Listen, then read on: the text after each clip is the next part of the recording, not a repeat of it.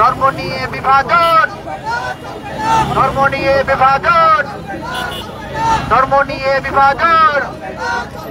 গেরুয়া মোদির কালো হাত, কসাই মোদির কালো হাত, কসাই মোদির কালো হাত ভেঙে দাও, ঘুরিয়ে দাও। কসাই মোদির কালো হাত। অবৈধ ওয়াকফ বিল বাতিল করো, করতে হবে। অবৈধ ওয়াকফ বিল বাতিল করো, করতে হবে।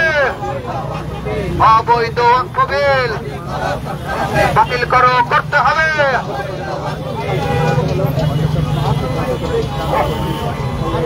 মুসলমানের অধিকার করতে হবে, করতে হবে। মুসলমানের অধিকার, মুসলমানের অধিকার, ধর্মীয় অধিকার।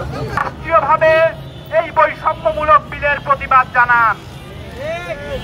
আপনারা রাষ্ট্রীয়ভাবে উদ্বেগ জানান। ভারতের মুসলমানদের, ভারতের সংখ্যালঘু সম্প্রদায়ের সম্পত্তি রক্ষার ক্ষেত্রে আপনারা তাদের সাথে সংহতি প্রকাশ করুন। আমরা ভারতের মুসলমান সম্প্রদায়ের প্রতি, ভারতের নির্যাতিত মুসলমান সম্প্রদায়ের প্রতি সংহতি প্রকাশ করে আমরা এই মানববন্ধনের আয়োজন করেছি এবং আমাদের এই সংহতি সারা বিশ্বের নির্যাতিত মানুষের প্রতি থাকবে ইনশাআল্লাহ। ধন্যবাদ। ইনকিলাব জিন্দাবাদ। ধন্যবাদ আবিদ হোসেন ভাইকে। এ পর্যায়ে বক্তব্য নিয়ে আসার জন্য অনুরোধ করছি ইনকিলাব মঞ্চের সাইদুর রহমান ভাই। এ পর্যায়ে বক্তব্য নিয়ে আসছেন হেলথ ইকোনমিক্স বিভাগের মেধাবী শিক্ষার্থী সাইদুর রহমান ভাই।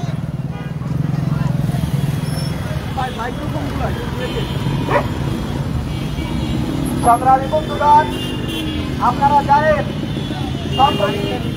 ভারতের গেরুয়া মোদী সরকার, বিজেপি সরকার যে ওয়াকফ বিলটি পাস করেছে, সেই ওয়াকফ বিলটি 1 বছর 5 বছরের নয়, এটি পূর্বের 70 বছরের ইতিহাস, যেটা মুসলমানদের ধর্মীয় উপাসনালয়, মুসলমানদের শিক্ষা প্রতিষ্ঠানের নিষ্ঠাতা প্রদানকারী একটি বোর্ড, একটি আইন, সেটি এই গেরুয়া মোদী সরকার বিতর্কিতভাবে পাশ করিয়ে এটাতে হিন্দুদেরকে ঢুকিয়ে এবং মুসলিমদের মর্যাদা ক্ষুণ্ণ করার পায়তারা করছে। ভারতে মুসলমানদের মর্যাদা এবং ভারতে ইসলামকে হুমকির মুখে ফেলছে এই মোদী সরকার। আমরা মোদী সরকারকে ঢাকা বিশ্ববিদ্যালয় থেকে আমরা প্রতিবাদ জানাচ্ছি এই বিলের। আমরা দ্রুত দাবি জানাই এই গেরুয়া মোদী সরকারকে, বিজেপি সরকারকে এই বিলকে আবার পুনরুদ্ধায় আবার পেশ করার জন্য, এই ওয়াকফ বিলটি অচিরেই বাতিল করার জন্য আমরা দাবি জানাই।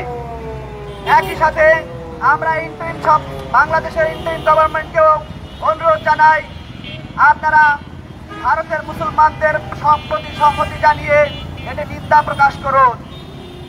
কারণ এটি শুধু ভারতের মুসলমানদের অস্তিত্বের বিষয় নয়, এটি উপমহাদেশের মুসলমানদের অস্তিত্বের বিষয়। এই ওয়াকফ বিল আইন পাস এটি এই উপমহাদেশের মুসলমানদের মর্যাদার বিষয়, এটি উপমহাদেশের মুসলমানদের এবং ইসলামের হুমকির বিষয়।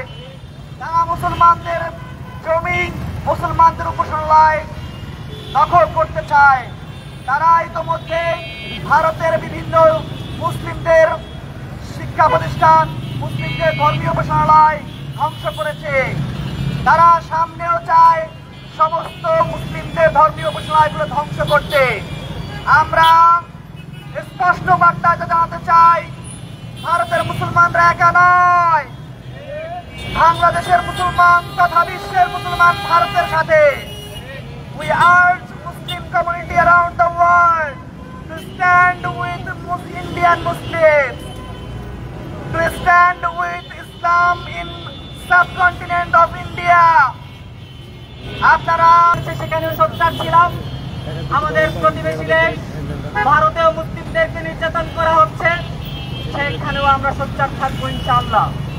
আমাদের আজাদী সংগ্রাম চলবে। আমাদের এই প্রতিবেশী রাষ্ট্র যায় যে তারা অন্যায্য অবৈধ ওয়াকফ বিল পাস করা হচ্ছে, যেখানে শুধুমাত্র মুসলিম নয়, সংখ্যালঘুদের অধিকার হরণ করা হচ্ছে, মানুষের অধিকার হরণ করা হচ্ছে। অথচ ভারতের ইতিহাস যদি ঘাটা হয়, ভারতের ইতিহাস মানে মুসলমানদের ইতিহাস, ভারতের ইতিহাস মানে ন্যায়ের ইতিহাস। এখানে ইনসাফের ইতিহাস রচিত হয়েছিল মুঘলদের দ্বারা, কিন্তু দেখা যায় যে ভারতের পাঠ্য বই থেকে সেই মুঘলদের ইতিহাস সরিয়ে ফেলা হচ্ছে। এটা একটা সুস্পষ্ট প্রতারণা, ইতিহাসের বিকৃতি। আমরা তার নিন্দা জানাই। তার এই ধারাবাহিকতায় দেখা যায় যে কাশ্মীরকে তারা কেন্দ্রীয় শাসনের অধিকারে নিয়ে এসেছে, যেটা সুস্পষ্ট মুসলমানদেরকে নির্যাতন করার অন্যতম একটা অস্ত্র হিসাবে মনে করছি। সেই সাথে আজকে দেখা যায় যে অন্যায্য ওয়াকফ বিল পেশ করা হচ্ছে, যেখানে মুসলমানদের ওয়াকফ করা সম্পত্তির কোন প্রকার অধিকার থাকবে না, যেখানে ডিস্ট্রিক্ট কালেক্টরদের দ্বারা সেটা দেখভাল করা হবে। আমার ঘরের সম্পত্তি কেন তারা দেখভাল করবে? আমাদের এই মসজিদ, মাদ্রাসা, এতিমখানা এগুলো কি আয়ের উৎস? এগুলো তো কোনো আয়ের উৎস নয়। এখানে মানুষ অধিকারের জন্য, মানবতার জন্য, মুসলমানদের ইসলাম প্রচার করার জন্য এই ওয়াকফগুলো করে থাকে। সেখান থেকে কেন আপনারা আয়ের বন্দোবস্ত করতে যাবেন? আপনারা যদি ভারতের স্ট্যাটিস্টিক্স দেখেন, দেখবেন সবচেয়ে পিছিয়ে আছে মুসলিম জনগণ। এখানে স্বাস্থ্য খাতে, শিক্ষা খাতে, প্রত্যেকটা জায়গায় মুসলমানরা অবহেলিত। অথচ তাদের সেই ওয়াকফ সম্পত্তি বৈরাত্য করার জন্য একটি ষড়যন্ত্র করা হয়েছে সেই বিল পাস করার মাধ্যমে।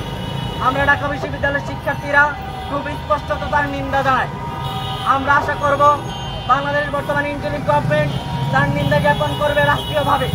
ভারতের যিনি হাই কমিশনার রয়েছেন তাকে তলব করে তার নিন্দা জ্ঞাপন করবে এবং জবাব চাইবেন, কেন ভারতে আমাদের মুসলমানরা নির্যাতিত হবে, কেন আমাদের ভাইয়েরা নিজেদের অধিকার থেকে বঞ্চিত হবে। সম্মানিত ভাইয়েরা, হিন্দুদের প্রতি আমাদের দেশে কি পরিমাণ সম্মান করা হয় আপনারা দেখেছেন। Immigration to Canada. We provide the best quality service and solution for Canada immigration. Please visit our website and contact for details.